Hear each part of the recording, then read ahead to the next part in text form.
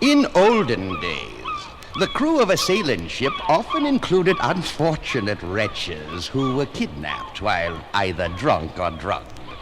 For an infraction of the captain's orders, the offender could be punished by the inhuman practice of keel-hauling. The arms of the victim were lashed to long ropes held by the crew.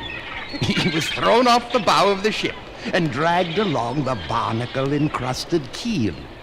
Often, the battered and bleeding body fell prey to man-eaten sharks. Is the crew ready, Mr. Bosun? Aye, Captain. Then throw the beggar over.